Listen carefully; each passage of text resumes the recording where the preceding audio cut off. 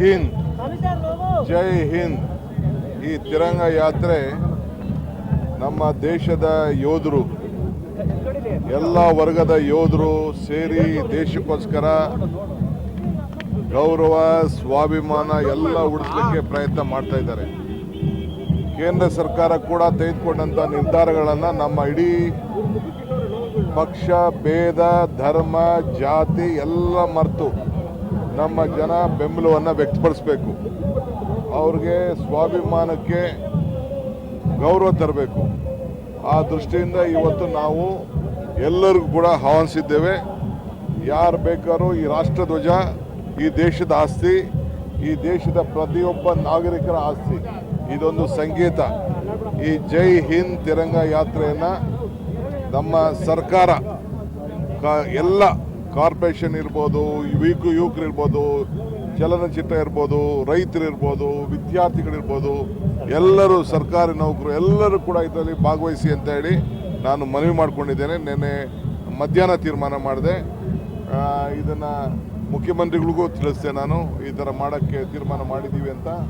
So ನಮ್ಮ ಪಕ್ಷ lead ಮಾಡ್ತಾಯಿದ್ರು ಕೂಡ ಇದು ಸರ್ಕಾರ ಕಾರ್ಯಕ್ರಮ, ಈ ದೇಶಕ್ಕೆ ಒಂದು ದೊಡ್ಡ ಸಂದೇಶವನ್ನು ಕಳಿಸ್ಬೇಕು ಅಂಥೇಳಿ ಈ ಕಾರ್ಯಕ್ರಮವನ್ನು ಮಾಡ್ತಾಯಿದ್ದೇವೆ.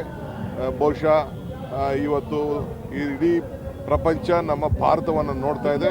ಆ ಭಾರತದ ಎಲ್ಲ ಪ್ರತಿಯೊಬ್ಬರು ನಾಗರಿಕರು ಕೂಡ ನಾವು ಒಗ್ಗಟ್ಟನ್ನು ಪ್ರದರ್ಶನ ಮಾಡುವಂಥ ಕೆಲಸವನ್ನು, ಅವ್ರಿಗೆ ಶಕ್ತಿ ತುಂಬುವಂಥ ಕೆಲಸವನ್ನು ನಾವು ಮಾಡ್ತಾ ಇದ್ದೀವಿ. ಭಾರತ ಕೆಪಾಸಿಟಿ ಇದೆ, ಭಾರತ ಎಲ್ಲ ನಡೆಸುವಂಥ ಕೆಪಾಸಿಟಿ ಇದೆ.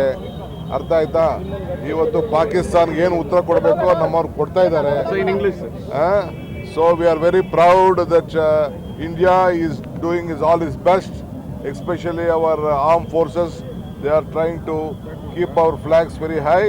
So we want all the Indians of this country to be united, fight, support on all this issue. Let us stand united. ನಾವು ಜೊತೆಯಲ್ಲಿದ್ದೇವೆ. ಈ ರಾಷ್ಟ್ರದ ಏನು ಸೆಕ್ಯೂರಿಟಿಗೆ ಅಥವಾ ಅದರ ರಕ್ಷಣೆಗೆ ಇವತ್ತು ಮಾಡ್ತಾ ಇದ್ದೀವಿ. ಈಗಾಗಲೇ ನಾವೆಲ್ಲ ಪೊಲೀಸ್ ಇಲಾಖೆ ವತಿಯಿಂದ ಎಲ್ಲ ಸೆನ್ಸಿಟಿವ್ ಸ್ಟೇಷನ್ಸ್ಗಳಿಗೆ ಅವೆಲ್ಲರಿಗೂ ಕೂಡ ನಾವು ತಿಳಿಸಿದ್ದೇವೆ.